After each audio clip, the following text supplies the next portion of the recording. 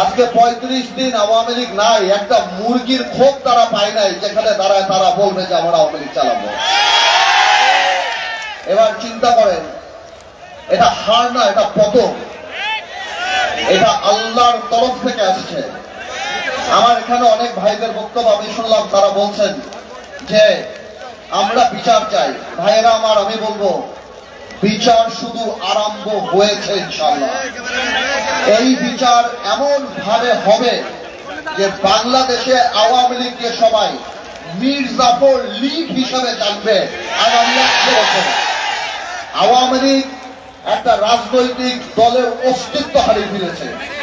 এই আওয়ামী লীগের 71 সালে যে অবস্থান ছিল, আজকে আওয়ামী লীগ যে ক্যারেক্টার, যে চারিত্রিক বৈশিষ্ট্য চলে আসছে, আওয়ামী লীগ কোন মানুষের দল হতে পারে না। আজকে ভাইয়েরা বোনেরা, আজকে আপনারা এই ছাত্র বৈষম্য আন্দোলনে ছাত্র জনতার যে আন্দোলন দেখছেন, এই আন্দোলন 17 বছর মানুষের পুঞ্জীবিত ক্ষোভ। এই আন্দোলন এমন এক পিতার আন্দোলন যে লজ্জায় তার পরিবারের সাথে ভাত খেতে বসে নাই, কারণ সে বাজার করতে পারে না।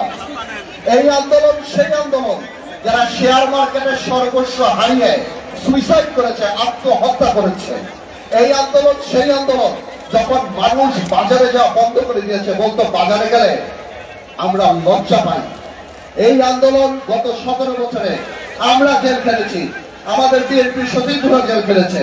আজকে খালেদা জিয়ার মতো একটা নেত্রীকে কিভাবে বাড়ি থেকে বের করে এনে অপমান করার জন্য 2 কোটি টাকার জন্য জেল খাটিয়েছে। তারেক রহমানের স্ত্রী, তারেক রহমানের পরিবার সহ সবাইকে এই সরকার, গত সরকার, আওয়ামী দুঃশাসনের সরকার, 2টা মাত্র থিওরিতে বিশ্বাস করে। এক হলো শত্রু, এক হলো ষড়যন্ত্র। ওনাদের বিরুদ্ধে কথা বললে আমরা শত্রু, ওনাদের বিরুদ্ধে আলাপ করলে আমরা ষড়যন্ত্র করি। এই 17 বছরে তারা এই কাজ করে করে মানুষের মনের মধ্যে থেকে জায়গা এমন ভাবে তাদের চলে গিয়েছে যে তারা তো পুলিশ দিয়ে খালেদা জিয়ার বাড়ি খালি করেছিল। আজকে বাংলাদেশের জনগণ সেই গণভবনকে তাদের কবরের ভবন বানিয়ে দিয়েছে। যারা শহীদ হয়েছেন, যারা আহত হয়েছেন, 17 বছরে যারা আহত হয়েছেন, আমার মনে হয় সরকারের পাশাপাশি একটা এই বৈষম্য বিরোধী আন্দোলনে যারা ছিল তাদের একটা লিয়াজত কমিটি আমাদের দলদের মাঝখানে করে দেওয়া উচিত। মাঝখানে আমরা অনেকে সাহায্য করতে চাই, কিন্তু আমরা পারি না, আমরা পাই না, আমরা যোগাযোগ ব্যবস্থা স্থাপন করতে পারি না। আমি মনে করব নিবন্ধিত রাজনৈতিক দল বা যারা কিংবা এই স্বৈর শাসনের ফাঁদে পা নিয়ে দালালির খাতায় নাম লিখে নেই, এই গণতান্ত্রিক আন্দোলনে জনগণের সাথে ছিল, আমি অনুরোধ করব, আমি আপনাদেরকে আশ্বাস দিচ্ছি, আমি বলে যাচ্ছি ইনশাআল্লাহ আমরা সবাই মিলে যদি লিয়াজত কমিটি করি, আমরা এই প্রাইভেট সেক্টর থেকে ওনাদের যথেষ্ট যেই ক্ষতি ওনাদের হয়েছে ওইটা তো আমরা পোষণ করতে পারবো না।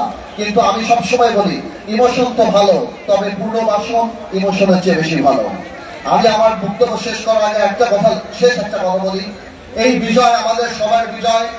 আমরা জানি কোনো কারণে এই শহীদদের আর যারা আত্মত্যাগ করেছে তাদের রক্তের সাথে বেইমানি না করি।